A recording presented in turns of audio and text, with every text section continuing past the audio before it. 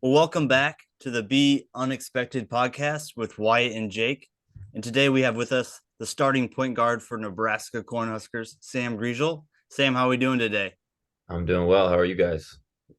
Doing good, doing good. We're excited to have you and dive into a little bit of your story and some things that you've faced over the last few years as Wyatt and I can relate with a lot of things. So if you want to, a lot of us know that you played for a few years at North Dakota State.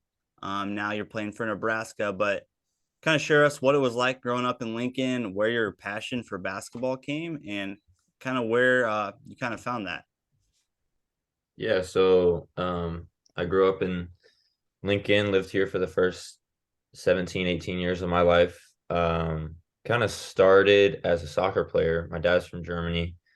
So he's got that European football love.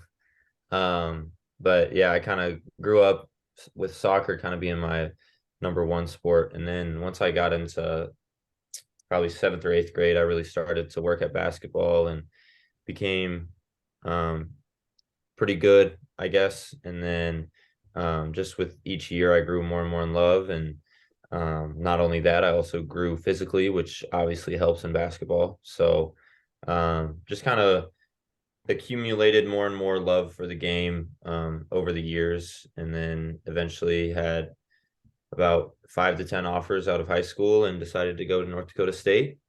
Got my degree in 4 years there in business administration and decided to transfer back home for my last year. What was it, Nice. the recruiting process like? So you got offers from North Dakota State. I'm assuming the schools like South Dakota State, UNO, but was Nebraska? Was there any interest initially? Yeah, well, first of all, my recruiting process is a little bit different than most people's, I guess, just because I originally committed to South Dakota. So yeah, I guess going back a little bit, I wasn't really recruited by Nebraska at all. I was recruited by Creighton, kind of my second time around after I committed to South Dakota, but then decommitted because the coach that I committed to left that season. So that second time I was recruited by Creighton and went on a visit there. Didn't end up getting an offer. So I was kind of down to North Dakota State and Creighton. And when I didn't get the Creighton offer, I just was totally content with going to North Dakota State. It reminded me a lot of Lincoln, just kind of on a smaller scale. You know, it's a football town, and their game days are really really fun, and just a very passionate fan base for their sports. Um, so yeah, I mean the recruiting process can get stressful for sure, especially if you don't really have an idea in the back of your mind of where you want to go, I guess. Because for my transfer portal recruiting process, I mean, I wanted to go to Nebraska, and I knew that going in. I just wanted to develop the relationships and stuff like that. But for the first two, it was a little bit more stressful just because I didn't want to make the wrong decision. I had people, pulling me in different directions. Everyone's telling you what you want to hear.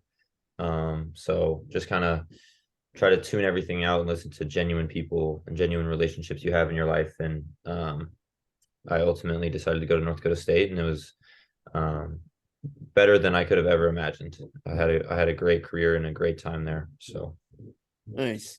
So like going from like when you played in high school, you played at Lincoln East, right? hmm And then who's your guys' real quick, who's your guys' biggest rival when you went at Lincoln East? uh, um, so I mean, I'll go with a city team. I would say, um, I feel like it would be Southwest. Okay. It's not like there was or Pius. I mean, Yeah. even though Pius isn't one of the public schools, obviously it's the Battle of A Street, so we're Mhm. right next to each other. In those games, I had a few really good friends that played at Pius in my class, and they were always pretty good, so it was fun to go up against them.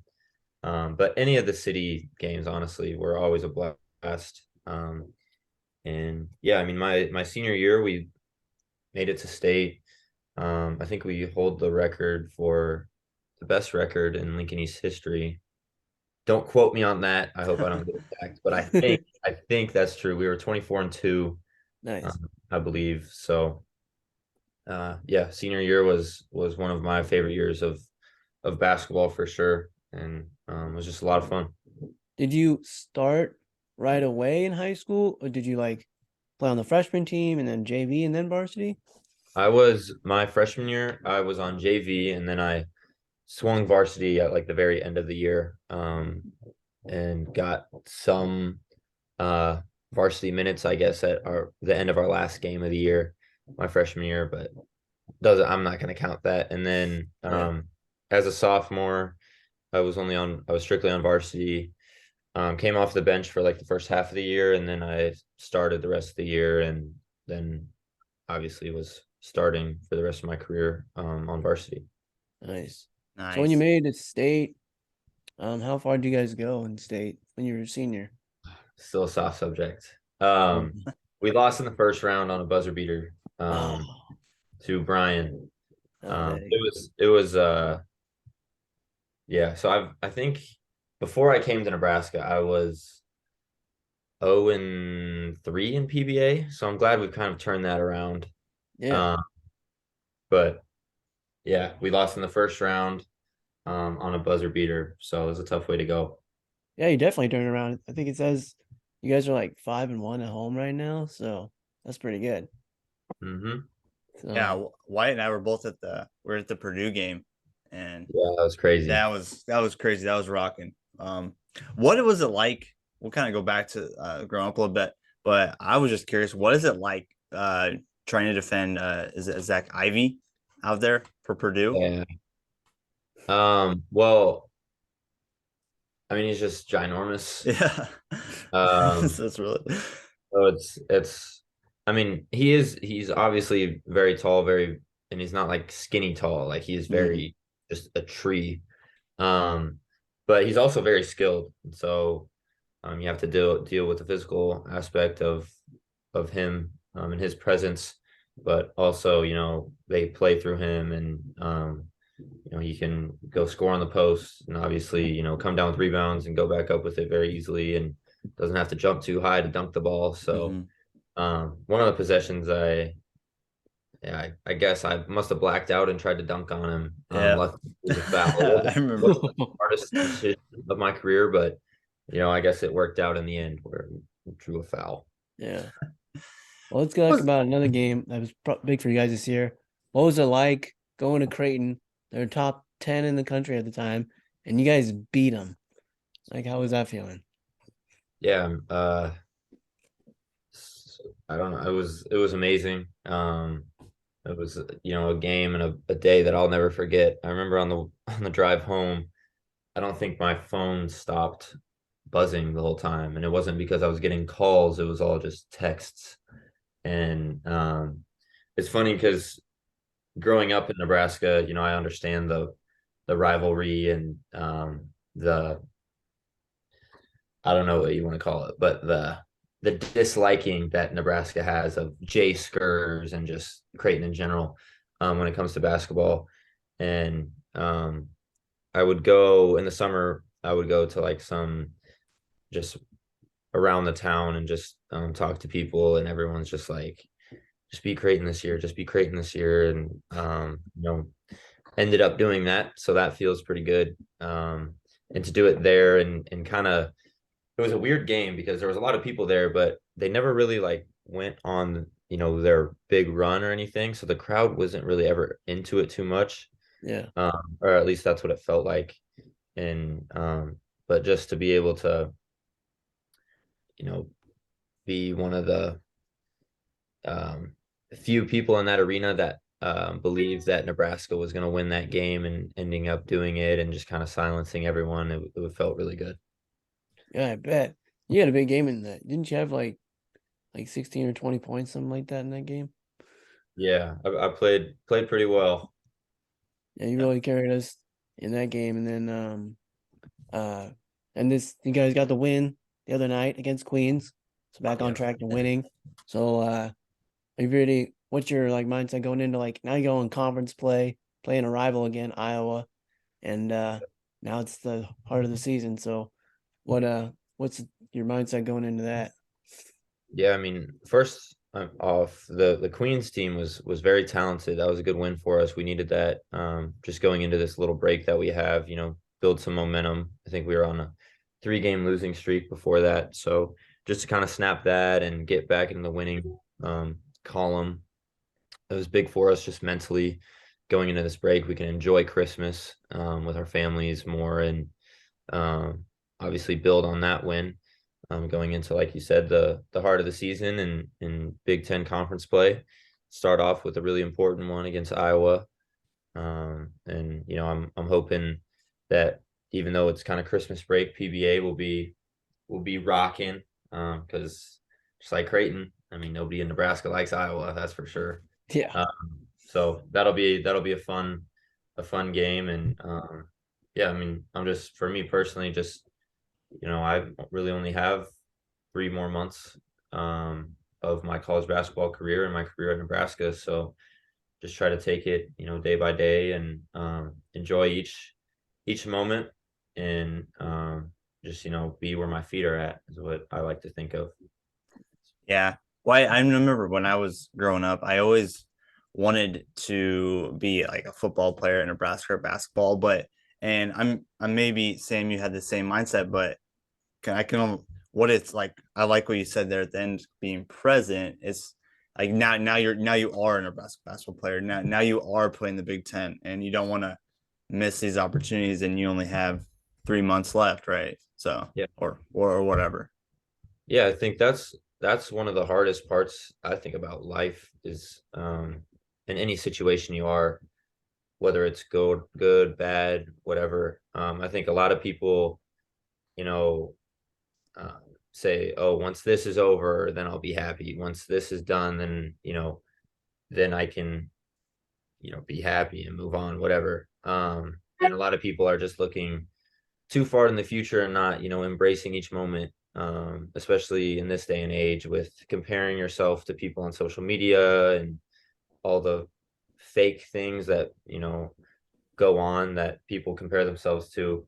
It's hard. It's really hard to live in the moment and cherish each moment that you get. But I'm sure we'll touch on it in a little bit. But I think even like the bad experiences are what you grow from and learn from the most. Obviously, the good experiences feel good to experience, but at the end of the day, when you go through hardships and whether you can control it or not, I think you come out a better person because of it, and you learn so much from those compared to the good experiences. Yeah. So maybe that could be a good transition to some things you dealt with last year and maybe leading up to what happened. I believe, I mean, you'll explain a lot better, but what was in a hotel room on the road you guys were playing, some complications leading up to that, if you want to dive into that a little bit.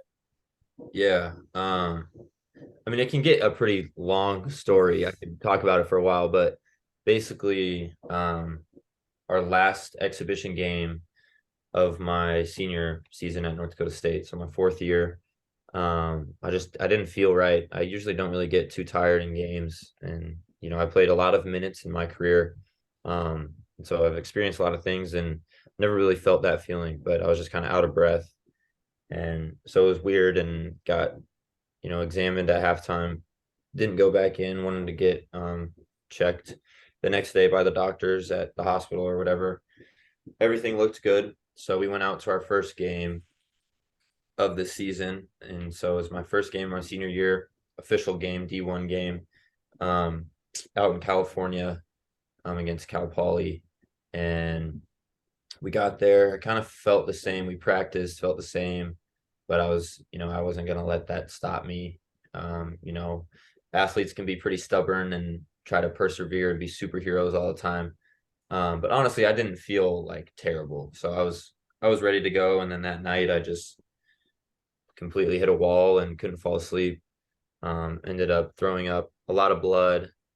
And was kind of just laying on my hotel floor, kind of yelling for my roommate and kind of going in and out of consciousness. And yeah, I mean, there were thoughts in my head like I didn't know what was wrong with my body. I didn't know what was going on. So I thought that, death was a possibility.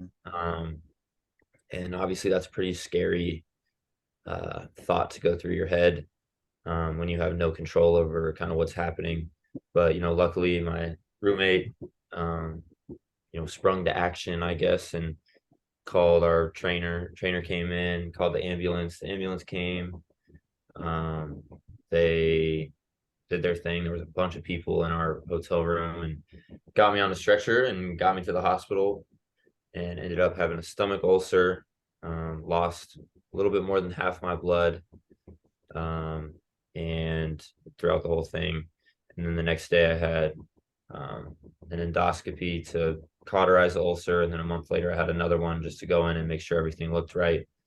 Yeah, I mean, it was a pretty scary situation, but yeah, like you said, and how I kind of touched on it earlier, just you never really know if things are good or bad until after the fact.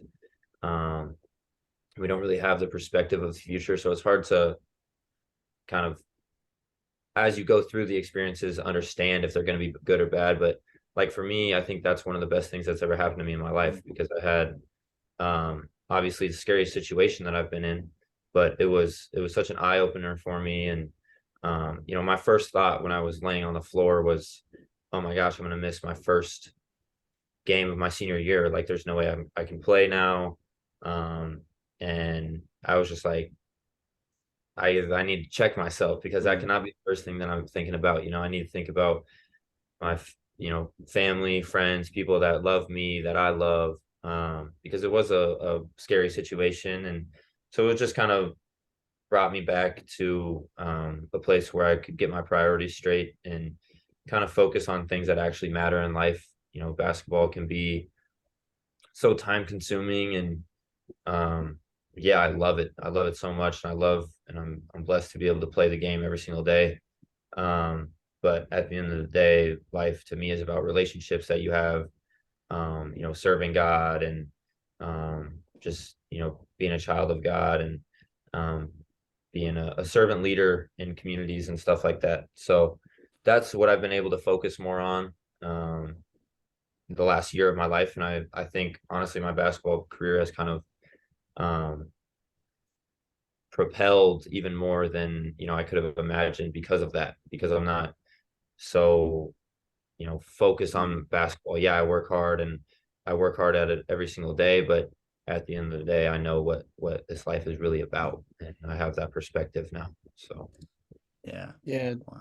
I think Jake and I can both relate. Like, sometimes going through the worst thing, like you said, really perspective on things, and it honestly does. Like, when you're not thinking about your basketball career, it can actually make it better, because like you just go out and play better and harder. What was going through that? Was that also kind of a factor of why you're trying to come back home and play for Nebraska, because you went through that, so you could be closer to family as well?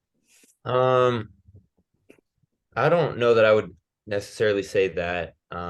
It was, I mean, there was a lot of reasons that I came home.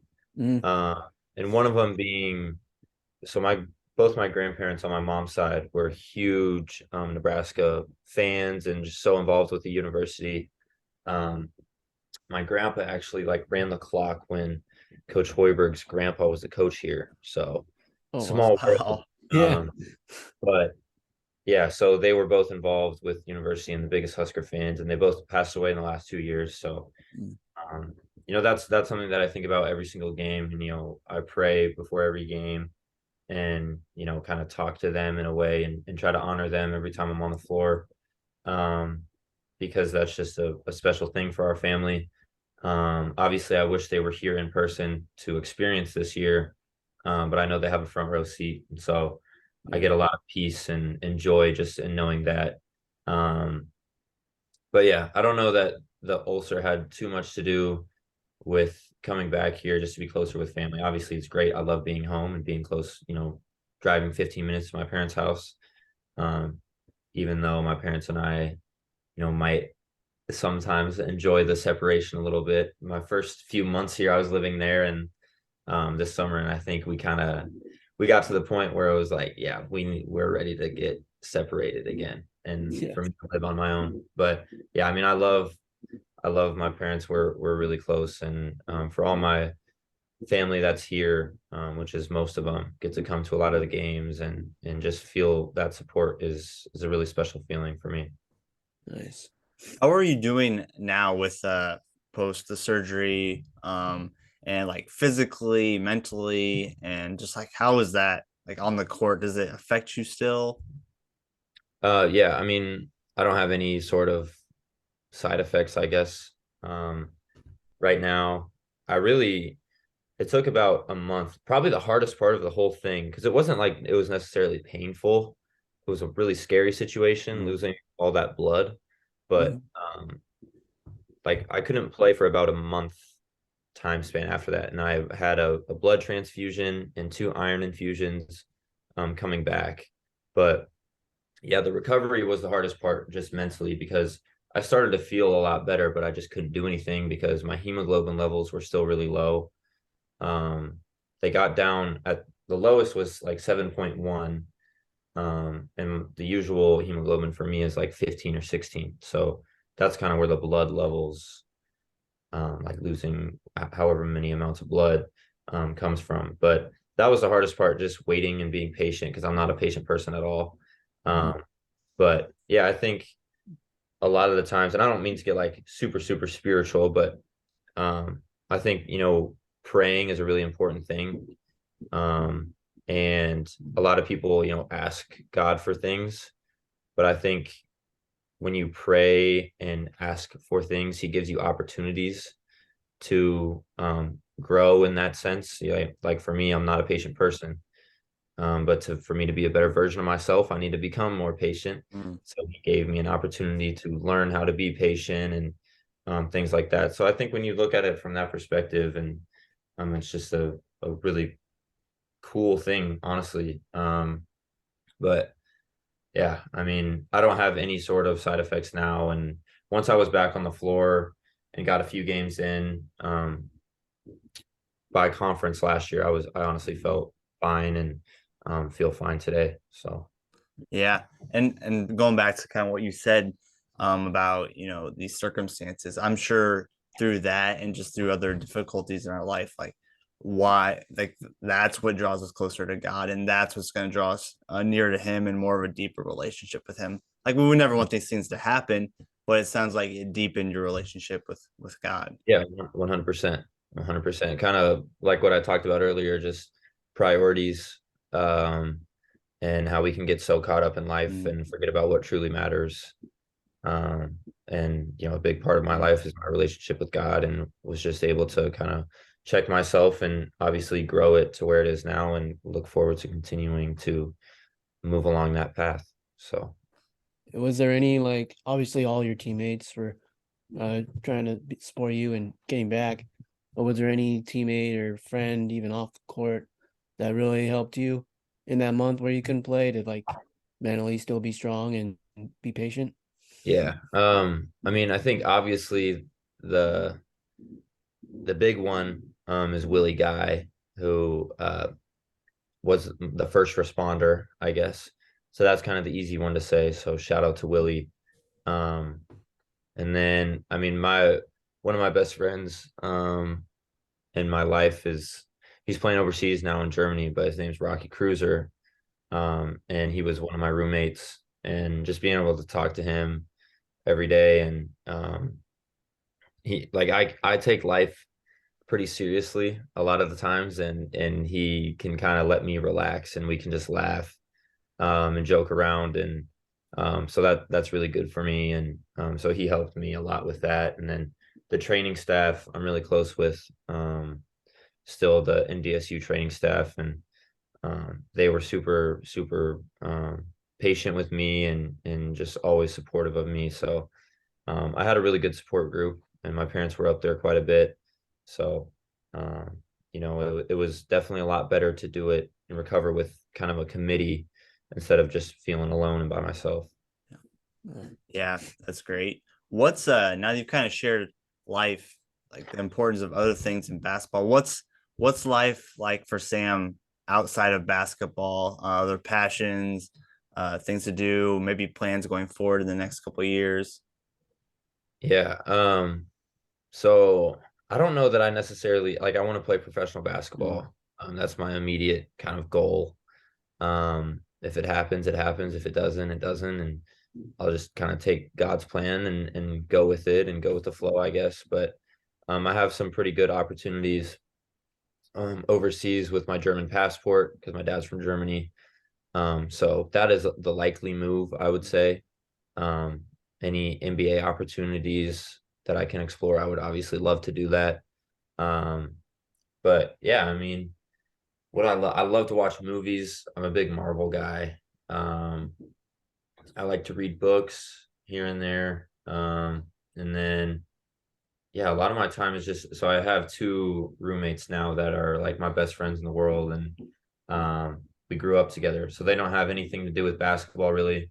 So I go out in public and I'm Sam Griesel, the basketball player or whatever, and I come home and I'm just immediately humbled because I'm the normal guy to them, and they joke with me, joke about me, and it's good. It's a lot of fun, and it's a good balance for me because I am so consumed by basketball, and it's what I'm doing for the majority of the day. But I come home and we don't have to talk about basketball, about different schemes and stuff like that. It's all just we can laugh, joke, and just have a good time. Nice. So, real quick, what's Coach Hoiberg like? He like seems serious on the sidelines, obviously during the game, but is he like? Can he be laid back? Is he funny? I was wondering that. Yeah, he actually is pretty sneaky funny. Um, and yeah, it kind of took a while for me. It's kind of a sarcastic funny, Okay. and so it took me a little bit to catch on to that and understand that. So I'm used to kind of taking coaches very seriously, I guess. Mhm. And like on the court and off the court. Obviously, on the court, I should be taking them seriously.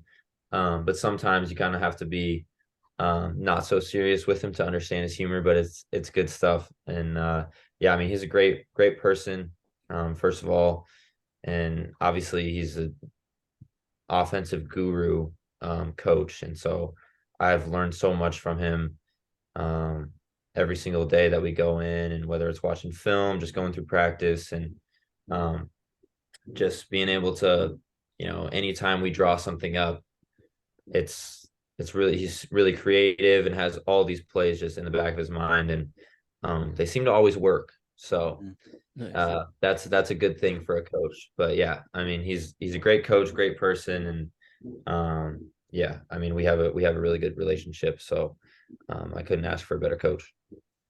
If there's one person on the staff or like student manager, trainer, or a different player, if Wyatt and I need a good laugh, like, and we're just sitting down and just talking, who would that be on the team?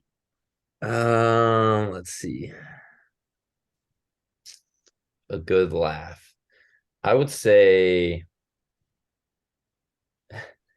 it's a duo. I think if you experience the duo of Casey and Oleg, you wouldn't stop laughing because they're I don't know, they're just hilarious. And Casey kind of will make fun of Oleg or make jokes, and Oleg takes it pretty serious. And they both have these really strong accents, and they just go at each other. But they're like the best of friends. Like they sit right next to each other on the plane when we have like 5 open seats around us. And they're just like doing whatever. But yeah, they're a really funny duo, and they always put a smile on my face. Just when they're joking around with each other in practice, or when we're doing a lift. Nice. Well, Sam, thanks for coming on the show. We really appreciate it. And Yeah, no problem. good luck on the 29th against Iowa and through your whole Sir, conference season, man. Jake and I try to make it some more games and watch you guys play. So perfect. yeah. Yeah. Thank you guys for having me on. Appreciate Yep. it. Thanks, Sam. We appreciate it. Yep. Yes, sir. Well, wow, what a great interview with Sam Griesel. Just a great, humble young man, just in pretty open and vulnerable with some stuff he's gone through, his goals for the future, and just his trust in the process and his dependence on God, and yeah, just his positivity was really cool. Yeah. What really surprised me is, it's pretty, I mean, played D1 And you think like, oh, he probably had a bunch of offers even from like mid majors and your local Creighton in Nebraska. But his recruiting process really surprised me. Committed to South Dakota, then decommitted because the coach left. Then was like, it was only, you think like, oh, he probably had like what, 5, 6 schools, maybe more. But it was just down to like Creighton and North Dakota State. And that's crazy to think about. Like he could have played for Creighton instead, and he would never been the point guard for Nebraska, a local Lincoln kid. So I thought his recruiting process was really interesting and how like kind of no one knew about him, but now everyone knows about him, and he just kept persevering through the adversity and showing people that he was a really good player. And he was like I think you said all summit team, right? Yeah. If I'm right, I think he was all summit team 2 times, and he let them. They went to the NCAA tournament 2018, 2019. So Yeah, that was pretty so cool. I think they played. You probably know. Did they play Duke? yeah, Do I you think they remember? did. I mean, they were a Or the 16, 15? 15 or 16 seed. Yeah, And I mean, just to even say he played a yeah. team like Duke or blue blood school, that's probably was a big experience. And he was a freshman, he said at the Hmm. time. So think about that. He goes from, the guy on his high school team, only 2 losses, and like they're one of the best teams. And then the next year, like, oh, you're a 15, 16 team in March Madness, and you're playing like Duke or somebody. That's crazy. Yeah, it's pretty crazy how, especially in the day and age with the transfer portal, how his recruiting process didn't really get vamped up until he had a great career at North Dakota State. Then I think he was getting looked at by so many different schools. I mean, he probably could have gone to Creighton, Nebraska, Big 12, Big 10 schools. And it's just Yeah. crazy how this day and age, okay, I had a stellar career at this Summit League school, and now I have the opportunity to go to a Big 10 or Big 12 school. So isn't that crazy? Yeah, probably like going to like a school like the Summer League too. Like it's D1, but it's mid major. But Mhm, good thing about like going from high school to college right away, you're not the strongest, but mhm, you just keep on, working, and like colleges actually teach you how to live right. And that's what mhm. my brother told me when he Yeah. played small college ball. And so he just got better and stronger and developed more as a basketball player. So I think sometimes like, yeah, you want to go to the big schools, but I think it depends on the player, but it can work out more for you going to like a team like North Dakota Yeah. State or a mid Mhm. major. You're still playing D1 ball. Yeah. Like that's still cool.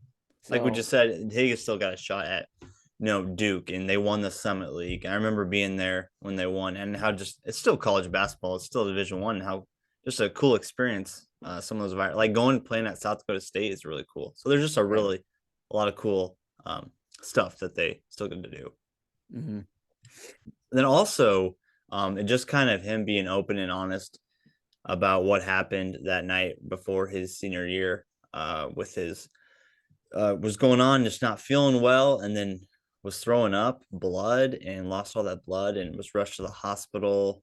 And just how he faced it and how he had to use that time to just, like he said, work on his patience and just work on different things other than being on the court, and just how he's recovered from that. And I'm sure it's in the back of his mind, and just how it's kind of changed his perspective on life. That you never know when, the Lord can take you home. You know what I mean? Like it changes Yeah. perspective on things. And you can just see it in his way he like interacted with us and the way he treats others, his humility and his priorities. So that was really cool to see him be open about that. Yeah, definitely. Like, I mean, you and I can relate on that because we've gone through things that, changed our lives like we didn't even think would happen. But Mhm. like, I think that's cool to see other people like Sam, where, there's this, great basketball player. Everyone knows him in the state of Nebraska. And you think like, oh, they got everything going for them, but like everyone has their struggles. And I mean, surprises like that can happen to anybody. Mhm. And, Yeah. I thought it was cool how he like, it was hard for him to stay out that first month. I mean, he's a competitor, like you want to play. And mentally, it's probably, like you said, mentally it was harder because he just knew he could play, but wasn't ready Mhm. yet. Physically, they told him. And, but he just kept going and kept fighting through it. And now look at him, he's living out his dream playing for Yeah. Nebraska basketball. Yeah. So, In his hometown. Well, thanks for listening to this episode of Be Unexpected. Check us out on Facebook, Twitter, and Instagram, and also our YouTube channel, Be Unexpected. Thank you guys. See ya. See you.